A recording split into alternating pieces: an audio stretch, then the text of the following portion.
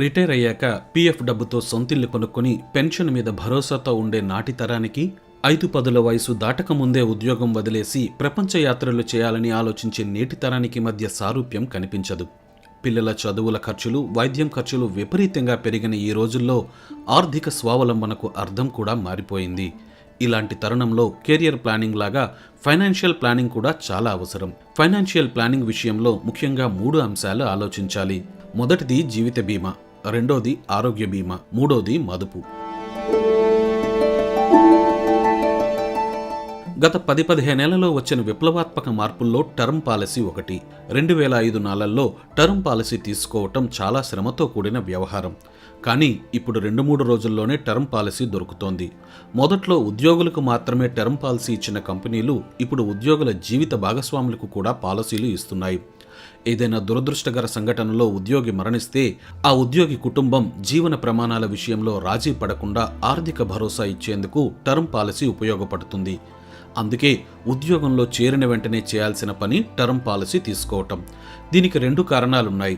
30 లోపు వయసున్న ఉద్యోగులకు టర్మ్ పాలసీ ప్రీమియం తక్కువగా ఉంటుంది. వయసు పెరిగే కొద్దీ ప్రీమియం కూడా పెరుగుతుంది. 40 ఏళ్లు దాటాక టర్మ్ పాలసీ తీసుకోవడం అంత సులువు కాదు. టర్మ్ పాలసీ బీమా మొత్తం ఎంత ఉండాలనే దానిపై అడ్వైజర్తో చర్చించి తమకు అనుకూలమైన పాలసీ తీసుకోవచ్చు. మెట్రో సిటీల్లోనే కాకుండా పట్టణాల్లో కూడా సూపర్ స్పెషాలిటీ ఆసుపత్రులు పెరిగాయి. వీటితో నాణ్యమైన వైద్య సేవలు అందుతున్నాయి. కానీ బిల్లులు కూడా ఎక్కువే ఉంటున్నాయి.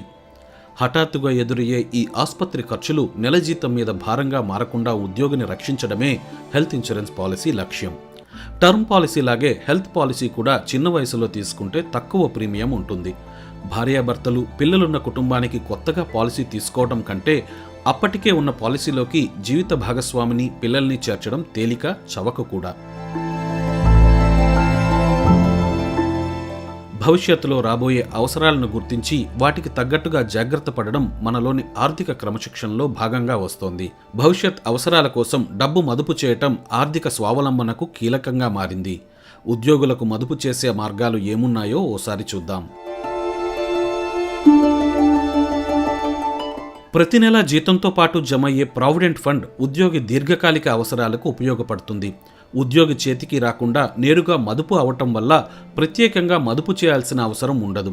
ఖాతాలో ఉన్న పీఎఫ్ సొమ్మును ఉద్యోగులు కొన్ని ప్రత్యేక అవసరాలకు మాత్రమే వాడుకోగలరు. లేదంటే ఉద్యోగం మానేసిన తర్వాత లేదా రిటైర్ అయిన తర్వాత మాత్రమే వారి చేతికొస్తుంది. అయితే ఉద్యోగం నుంచి జమయ్యే ఈపీఎఫ్ మొత్తం ఏడాదికి 2.5 లక్షలు దాటితే దానిపై ట్యాక్స్ కట్టాలి. ఒకప్పుడు చాలా ప్రాచుర్యం పొందిన మార్గం ఇది. కానీ ఇప్పుడు బ్యాంకులు ఇచ్చే వడ్డీ రేట్లు తగ్గడం, వడ్డీపై టాక్స్ కట్టాల్సి రావటం, ముందే డబ్బు తీసుకుంటే పెనాల్టీ కట్టాల్సి రావడం వంటి కారణాల వల్ల ప్రస్తుతం ఫిక్స్డ్ డిపాజిట్లతో పెద్దగా లాభం కనిపించడం లేదు. కానీ నిర్ణీత సమయం వరకు కొంత మొత్తాన్ని దాచుకోవాలనుకుంటే అందుకు ఫిక్స్డ్ డిపాజిట్ ఓ మంచి మార్గం. బహుశా తెలుగు రాష్ట్రాల్లో పెద్దగా ప్రాచుర్యం పొందని మదుపు మార్గాలు స్టాక్ మార్కెట్ పెట్టుబడులు, మ్యూచువల్ ఫండ్స్, షేర్లు, futures and options, systematic investment plans, ఇలా అనేక రకాలైన మదుపు మార్గాలు ఉన్నాయి.